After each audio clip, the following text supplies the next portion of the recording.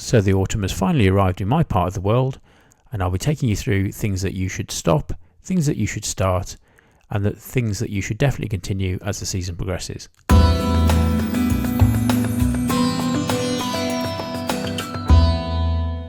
Hi there maple fans, and in this series of videos I'll be sharing what I do throughout an entire year on a monthly basis. Please note that these months are based on UK timings, but of course can easily be adapted to anywhere else in the world. So the first thing to talk about is to stop feeding your trees at this point. Of course, if you, like me, have used a slow released fertiliser that I put there in March, it wouldn't actually be running out by now. That's how it's kind of geared up. But if you prefer to use a liquid feed every couple of weeks, I wouldn't really feed them anymore. There'll be enough nitrogen and residual energy to kind of finish their little bit of growth at the moment. And what you really don't want is them growing on massively into the winter months or just before winter, because that new growth is very subject to frost damage.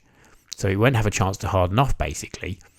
So it's much wiser to let the growth slow down naturally, restrict that nitrogen, and then the tree's not going to waste a load of energy trying to grow branches and that are just going to die back. Here we can see a Sakazuki, absolutely glorious tree in the autumn. And as you can see, I've been showing you that the underleaves are still green. So this red effect is kind of like caused by the sun. So there's still a long way to go on this, but it's a good learning that the sun will bring your tree's colour change forwards. So this tree is called Kalani. Looks absolutely glorious in the autumn with orange leaves. Just a note there to sort of not repot anything until spring now. Now I say this because there is a school of thought which says, well, the trees are dormant soon, so they'll drop their leaves in a month or two. So now's a great time to repot them. I absolutely agree it's a good time to repot the trees when they're dormant, but I really can't see what advantage there is to repot them now and just surround all those roots with sort of wet soggy compost. That's serving no purpose. It's going to do potentially more harm than good, to be honest. So I'd much rather replant the trees in early March, just before they leaf out. There's the new compost ready and available for them to grow into.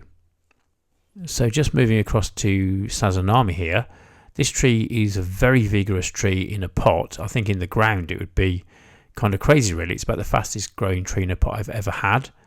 Little bit of a weed problem there as well, so that's another thing just on the side to maybe sort that out before much longer, so we'll just quickly get rid of that.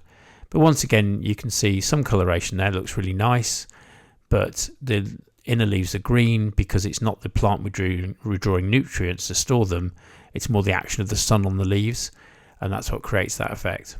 So as we move on to this dissectum, just a point there, stop expecting perfection.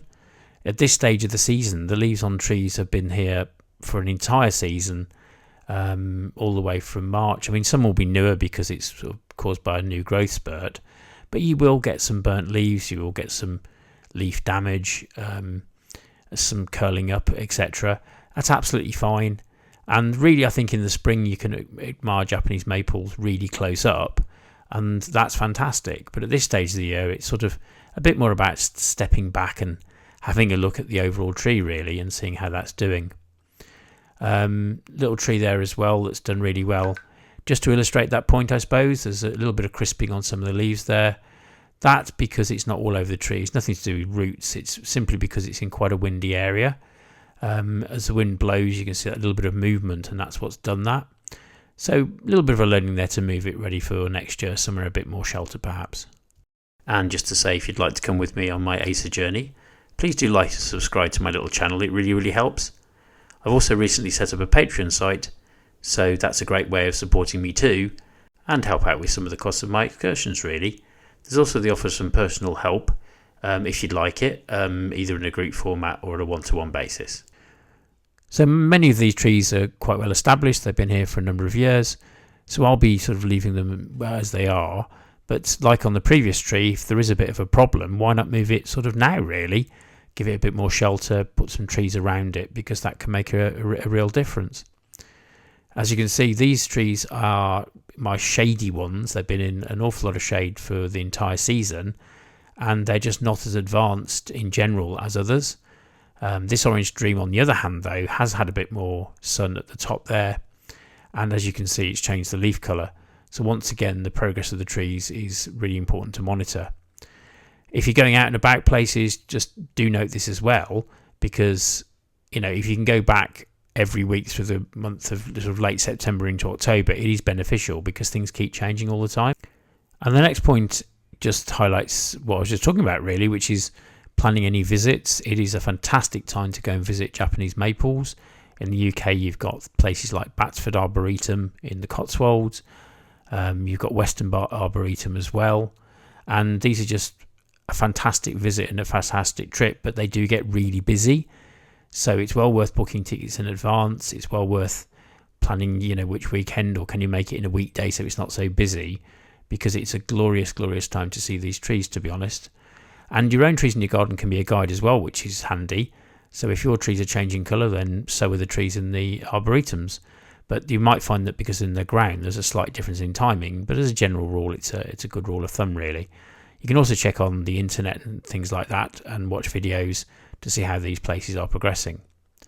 And just moving on to checking your labelling, I think it's just a great opportunity. You've been with the trees all year, you may have bought them this year, to make sure that the labelling is okay. It's very often on forums and such, people say, what's this tree? I've forgotten, I've lost the label. It's a kind of a shame really. So I think a good clear label is really, really important. It just means that when they've lost all their leaves, you can tell what you've bought and kind of plan and enjoy them for next year, to be honest. So here we can see the top row of my trees. This is Siriu, and this is an amazing tree for absorbing light. It just goes red very early on in the season to protect itself from direct sun really, and is in fantastic condition and has done extremely well. So again, picking the right cultivar for sun is important, but quite advanced because of the amount of sun they've actually got. So another thing that catches people out is it's really important to carry on watering at this time of year. So yes, it's been raining. It hasn't seemed to rain for ages in the UK, but there is rain. It's wet. It's getting cold. The days are getting shorter. Sometimes our perception of how wet it is one thing, but to the trees it's another.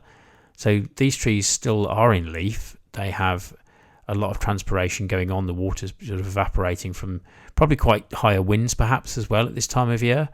So it's still good to get out every 2-3 days, in my case certainly, with a water meter, checking them, and still give them a really thorough dose of water when they need it. I think that's also, getting the most out of the root growth this part of the season too. So a good soaking and then leaving them a while till they need it is a really, really good way of preparing them for the winter season, to be honest. So quite a few people ask, should I move my trees indoors? Should I move their location, all of them? Obviously if they're in pots. But in general, you just want to leave the trees exactly where they are. Yes, this is a channel that goes out all over the world, so of course there will be extremes. But certainly here in the UK, sort of zone 8B, then frost damage is virtually non-existent, to be honest. You can get down to -4, 5, 6 degrees and they'll be absolutely fine. So if the tree's done really well in its current location, I'd probably leave it there, unless, as I said, there's a bit of wind damage and stuff like that. But what of course we're thinking about now is actually next spring, to be honest. So it's really sort of, what position they're going to be once they've leafed out. Will they get too much water? Will they get a problem? But as I've said, if they're in the right location at the moment, just leave them there. That seems to be the best option. We've got dissected filigree there looking absolutely glorious. Very much like Siriu, to be honest, and as you can see, has absorbed the sunlight really, really well. Still green inside, still doing ever so well. And that just brings us on to the next point really, which is, and I'll show you one of my trees in the ground. So this is my orange dream in the ground, and the simple point I'm making at the bottom there is carry on buying new trees. You can get some absolute bargains at this end of the year because garden centres are trying to clear them. Maybe the leaves have started to drop and they're not looking at their best.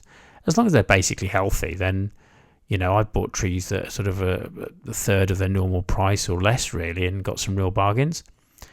This one's in the ground, and as you can see, I can't really control this, but this is kind of what I meant in the fact that the tree's put on a massive growth spurt, and then because it's in sort of the wind, etc., there's a little bit of dieback going on.